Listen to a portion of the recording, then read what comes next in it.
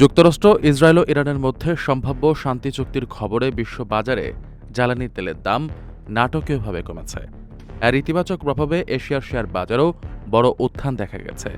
সোমবার সকালে আন্তর্জাতিক তেলের বেঞ্চমার্ক ব্র্যান্ড ক্রুডের দাম ৫% কমে প্রতি ব্যারেল $৯৮.৩৬ নেমে এসেছে।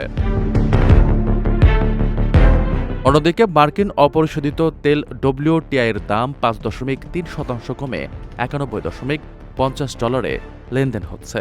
মার্কিন প্রেসিডেন্ট ডোনাল্ড ট্রাম্প জানিয়েছেন, তেহরানের সঙ্গে চুক্তির বিষয়ে আলোচনা প্রায় চূড়ান্ত।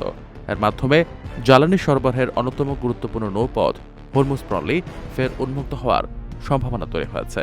সংঘাতের কারণে গত ফেব্রুয়ারি থেকে পথটি কার্যত বন্ধ ছিল। তবে ইরানের পররাষ্ট্র মন্ত্রণালয় জানিয়েছে, আলোচনা অনেকটাই এগুলোও সব বিষয়ে চূড়ান্ত চুক্তি এখনও সম্পন্ন হয়নি। হরমুজ প্রণালী খুলে যাওয়ার আশায় জাপানের নিকেই সূচক 2.5% বেড়ে ৬৫,০০০ পয়েন্ট ছাড়িয়েছে। তবে বিশ্লেষকদের মতে ক্ষতিগ্রস্ত অবকাঠামো মেরামত ও সরবরাহ পুরোপুরি স্বাভাবিক হতে দীর্ঘ সময় লাগবে।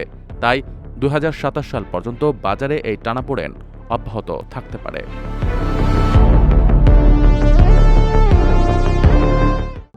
প্রবাসীদের জন্য নির্মাণ হচ্ছে দেশের প্রথম স্মার্ট সিটি, যেখানে থাকছে স্কুল, মসজিদ, হাসপাতাল, সুইমিং পুল, হেলিপ্যাড, পাঠাগার, জিম, সুপারমার্কেট, শিশু পার্ক সহ সকল নাগরিক সুবিধা।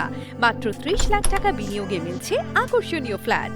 প্লাটিনাম ইনভেস্টরদের জন্য ঢাকা বিমানবন্দরে ভিআইপি প্রোটোকল সুবিধা।